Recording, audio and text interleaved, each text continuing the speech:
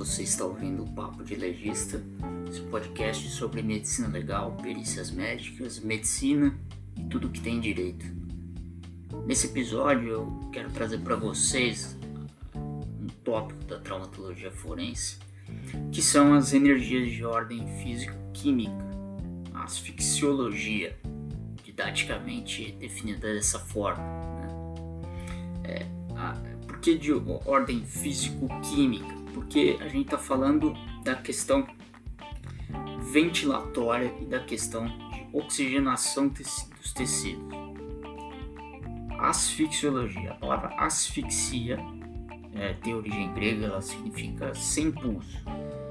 Só que na definição técnica, se a gente for seguir estritamente, a asfixia ela é definida como impedimento da ventilação pulmonar, seja por uma alteração da dinâmica respiratória ou do meio ambiente, que gera uma anóxia, ou seja, um prefixo de negação, e anóxia de oxigenação. Então falta cessação da oxigenação dos tecidos e consequente hipercapnia, ou seja, aumento do CO2, do gás carbônico no sangue. Então envolve muito mais uma questão de difusão e propagação do oxigênio pelo nosso sangue, pelos nossos tecidos, do que propriamente dito a questão do sem pulso, entre aspas.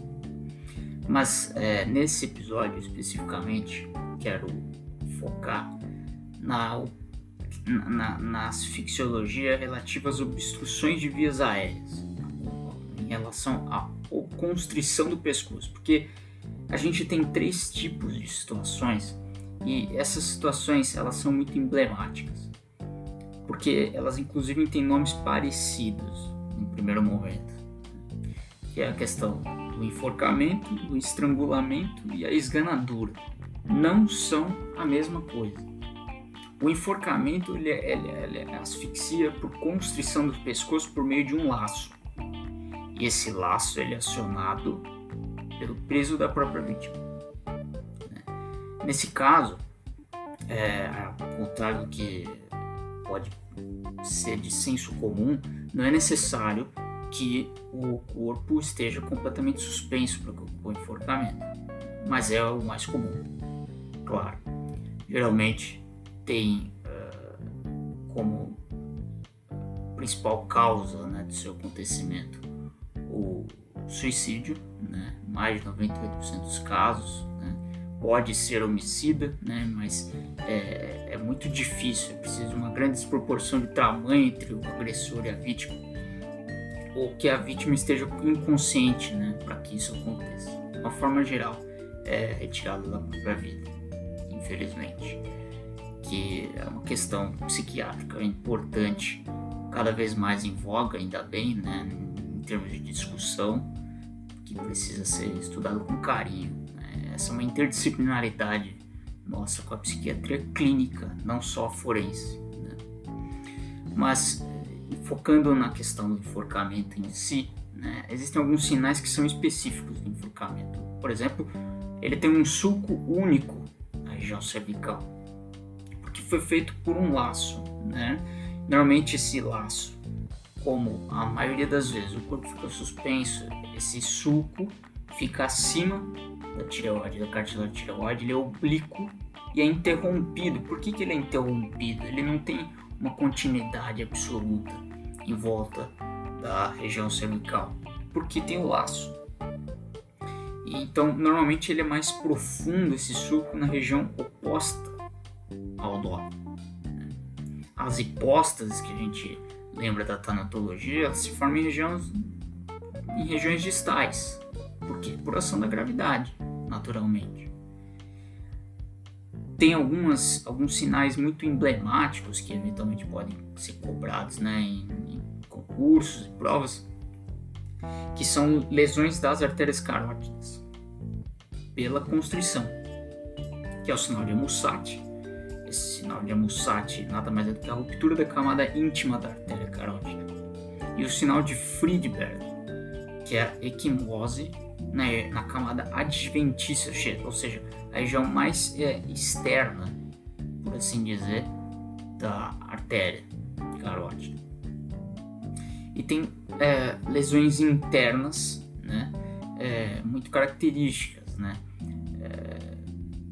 Por exemplo, a pele do pescoço ela acaba subindo, entre aspas, junto com o laço, né? E tem outros sinais mais internos, né? São sinais gerais de asfixia, que também vão estar presentes, claro. Quanto ao estrangulamento, ele já é uma situação diferente, como já comentei.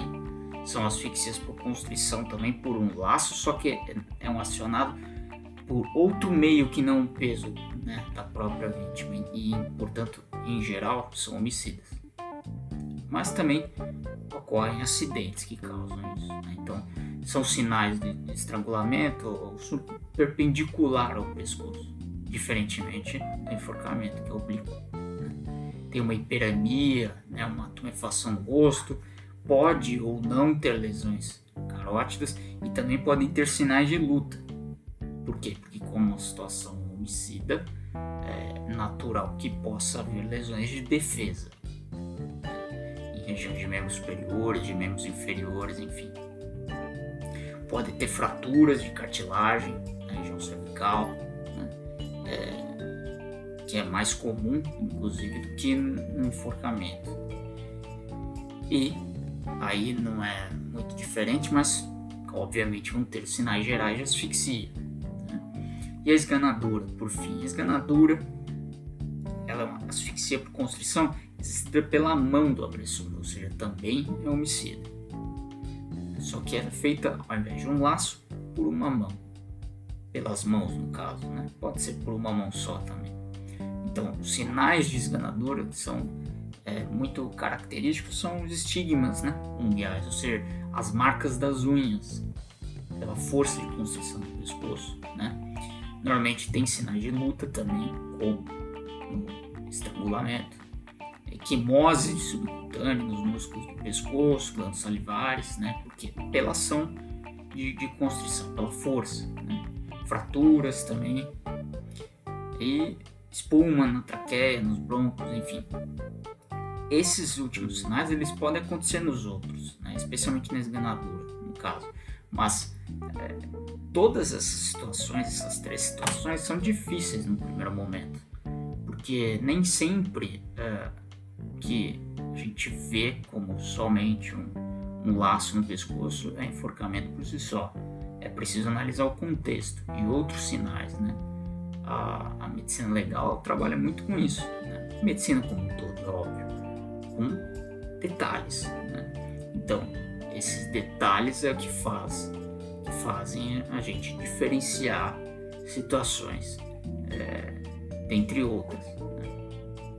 Então, essas diferenciações, né, em relação a esses três tipos de constrições cervicais são importantes, porque, como a gente pode ver, os nomes são parecidos, mas são completamente diferentes, né? Então, é muito importante a dedicação e estudo delas para que se fique bem claro que não são a mesma coisa. Se você não segue o Papo de Lerista no Instagram, siga. Se você gostou desse podcast, desse conteúdo, compartilhe. Estamos também no YouTube e por aqui no Spotify. Até o próximo episódio.